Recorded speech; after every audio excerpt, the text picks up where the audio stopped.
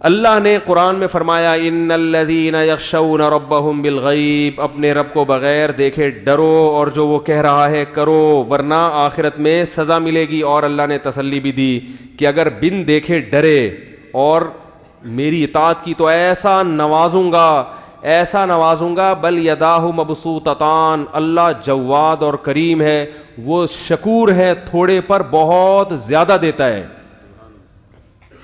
تھوڑے پر بہت زیادہ۔ جن کی سمجھ میں یہ بات آ گئی نا وہ آروں سے کٹ گئے، جن کو یقین ہو گیا وہ آروں سے کٹ گئے۔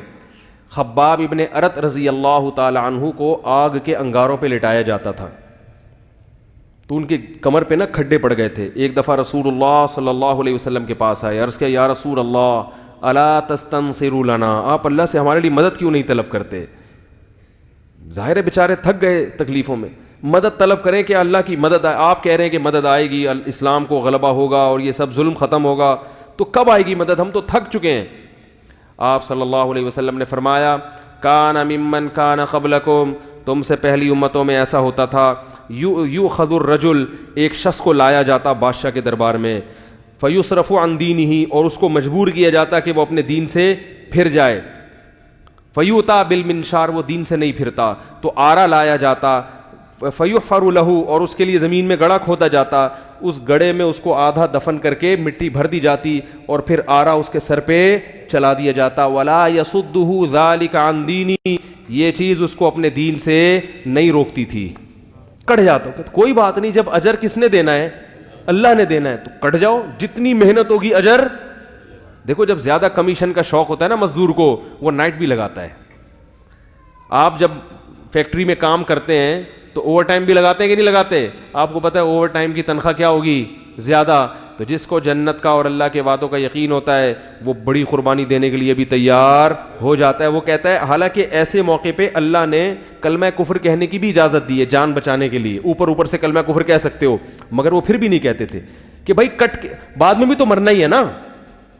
دیکھو جس شخص کے ساتھ بنی اسرائیل کے جس شخص نے یہ قربانی دی اور کٹ کے چیرے لگ گئے اس کے، اگر وہ زندہ رہتا اور کفر کا کلمہ کہہ دیتا، ٹھیک ہے اللہ معاف کر دیتے، کیونکہ قتل کی مجبوری سے اس نے کفر کہا ہے، اوپر سے کہا ہے، دل میں نہیں ہے، لیکن آج وہ دنیا میں ہوتا۔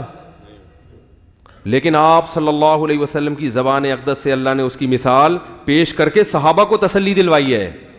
کتنا بڑا مقام مل گیا نا اس کو۔